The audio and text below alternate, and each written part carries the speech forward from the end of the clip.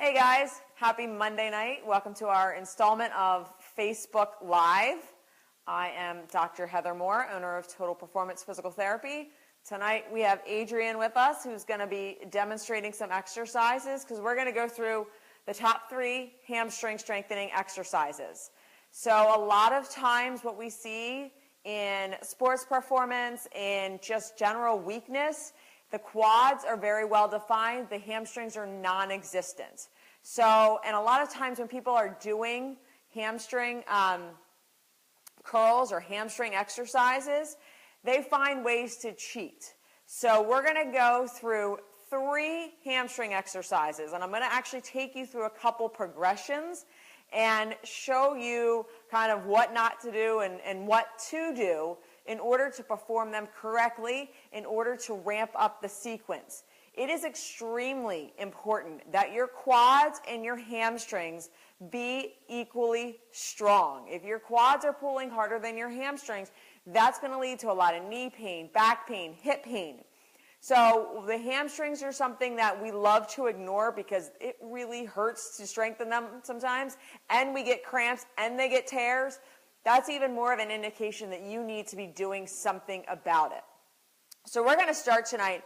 We're going to start with our first exercise, and it's going to be kind of a progression. We're going to use a ball. You don't have to use a ball. Oops.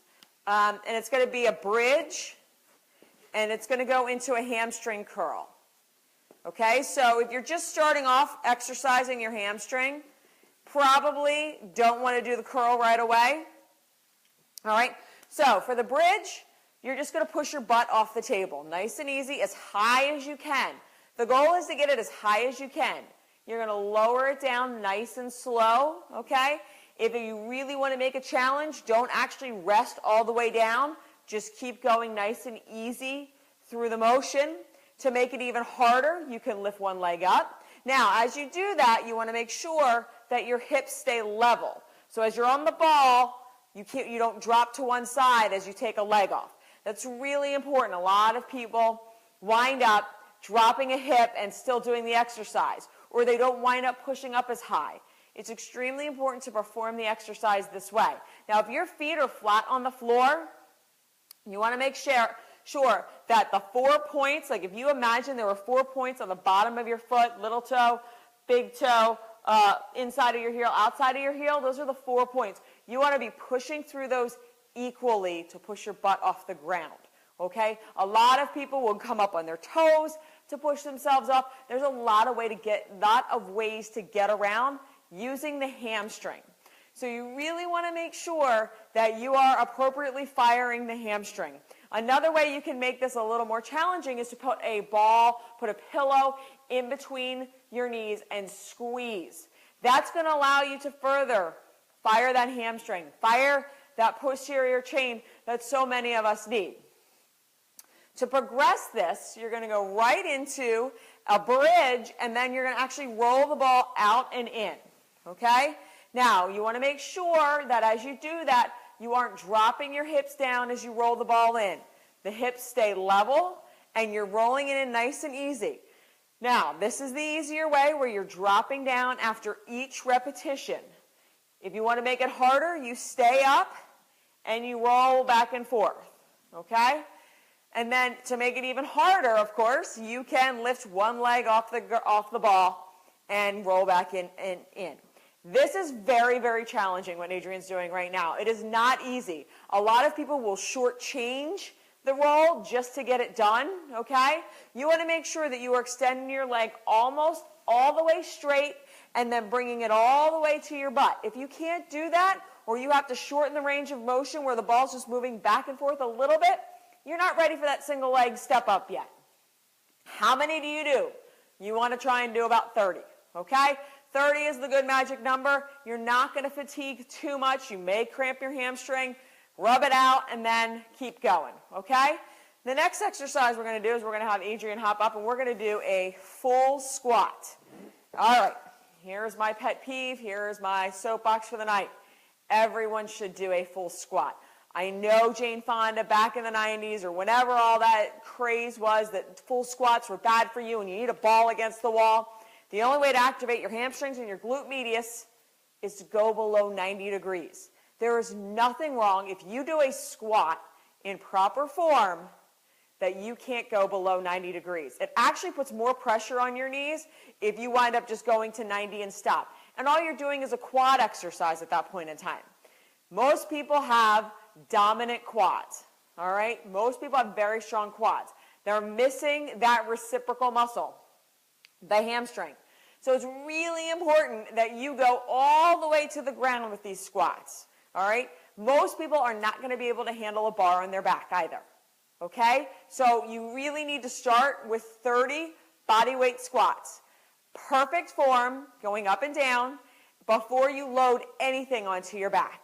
This is probably one of the biggest things that happens with student athletes or athletes in high school and college is they're so anxious to get that bar on their back, yet they can't do 30 body weight squats to the floor. So go ahead, Adrian's going to drop down all the way. Now, she's able to have her toes pointing straight forward. And that's okay. Some people can't do that because their knees are going to bother them. So she just modified it because she's smart and she's worked here a long time. So she turned her toes out, which is one way that you can do this. It's not even a modification. It's okay. It doesn't make it easier. It just might make it a little more comfortable with the knees. The only thing you have to watch with this is as you go down, your knees do not go in. They still go out over your toes. So if you turn your toes out, your knees have to go out. They don't go in and your feet go out. Couple things that go wrong with the full body squat.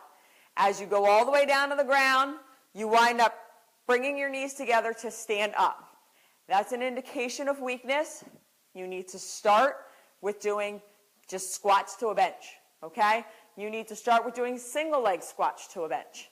Then you need to work your way up to going all the way to the floor. Another popular way to get around this and to cheat is as you go down and when you come back up, you'll rotate. And it's a very quick rotation, but one of your hips will drop and you'll quickly rotate in order to get yourself up. That's a fail. That's a problem. That's not using your hamstrings effectively. So you really want to make sure that you are, in fact, dropping down and going all the way back up, all the way to the floor. The other thing you don't want to do is as you drop down, you don't want to hunch over, okay? You're not getting to the floor in a hunched over position. Your back is straight, okay? Picture you had a bar on your back, but don't actually put a bar on your back. But picture you had a bar on your back and go all the way down to the floor. That is how you perform a body weight squat properly. The last exercise I'm going to show you how to do is we're going to do a single leg deadlift. Now these are really popular in the gym, and people like to load these pretty quickly with weight. And I see maybe 15% of the population doing them correctly. So we're going to show this in two angles. I'm going to show you with Adrian facing you, and then I'm going to show you with Adrian turned to the side. So she's going to start off by facing you, and all you're going to do, it's like that little bird that used to peck water. I know I'm aging myself there, but if you can remember, there was a little ball in the end, a little bird pecked water. Every time I see this done in the gym, I see people's back go, and then I see their leg go, okay? It is one unit, your leg and back. And actually, your leg should go first, and your back should only follow after your leg moves. So Adrian's going to bring her leg up in the back. She's going to keep it straight, and then she's going to come back up. Now, when you feel, and you should watch yourself in the mirror, you should have somebody watch you. When you feel yourself break, meaning this happens, it's done. All right, so I'm going to have her turn to the side and show you from the side. So she's just going to bring that leg straight back. The leg is going to drive the movement, and then she's coming back up, okay?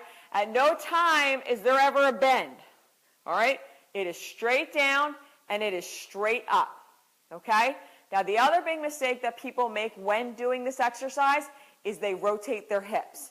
So you'll see them go down and then rotate their back, rotate their hips. Your hips have to, if you put a ruler on your hip bones at the front, there should be a straight line to the floor, okay, at all times. If this starts to rotate up, you're doing it incorrectly. You're not firing your hamstrings. You're using other muscles to lift that leg. It's really important that those two things happen. You stay in a straight line the entire time, and you do not rotate your hips. To make this challenging, do not touch down in between each rep. Bring it right to the level, but keep that leg in the air. Once you can do 30 on each leg, nice and slow and controlled, and not like bobbing up and down, you can progress to adding a weight in front. But that's not important. The most important thing is that you are doing these single leg, you are doing them without weight, and you are doing them correctly. You will feel a lot of burn, so to speak, if you wish, in your hamstring if you do these correctly, okay?